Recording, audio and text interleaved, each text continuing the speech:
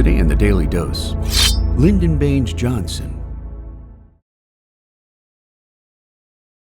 Born in 1908 Central, Texas, Lyndon Baines Johnson graduated from Southwest State Teachers College while paying for his education by teaching disadvantaged Mexican-American students in South Texas, providing young Johnson with a first-hand taste of poverty and discrimination that would later bear fruit for a nation's disadvantaged poor.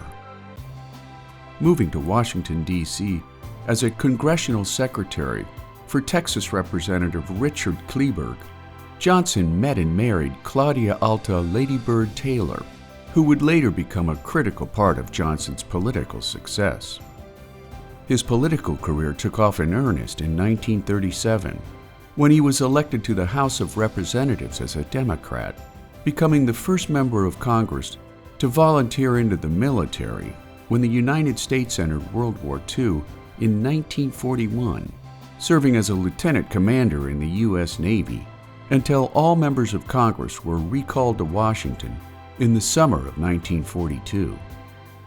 Elected to the U.S. Senate in 1948 by a narrow margin of just 87 votes, Johnson became a driving force in Congress with his knack for pushing through key pieces of legislation, serving first as the minority leader of the Senate, followed by Senate Majority Leader when Democrats took control of Congress in 1955.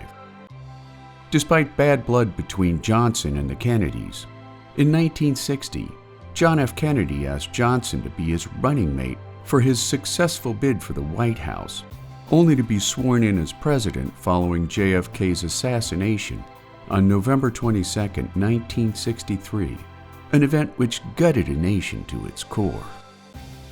Johnson quickly declared a war on poverty in America, pushing Congress to pass legislation addressing illiteracy, unemployment, and racial discrimination. Winning a second term by more than 15 million votes over Republican candidate Barry Goldwater, Johnson launched his Great Society campaign, which created Medicare and Medicaid and federal health insurance for the elderly and the poor, at the same time combating ongoing Jim Crow racial prejudice by signing the historic Civil Rights Act of 1964 and the Voting Rights Act of 1965.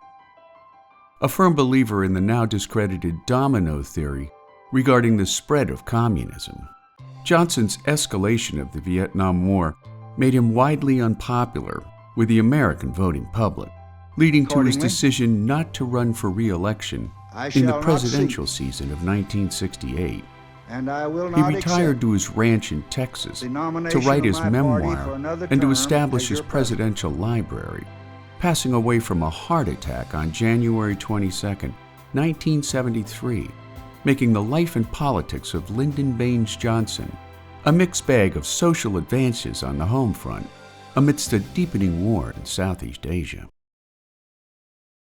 And there you have it, Lyndon Baines Johnson, today on the Daily Dose. If you enjoyed this short educational video, consider giving the filmmakers a YouTube super thanks from as little as $1, so that you too can feed the filmmakers who feed your brain.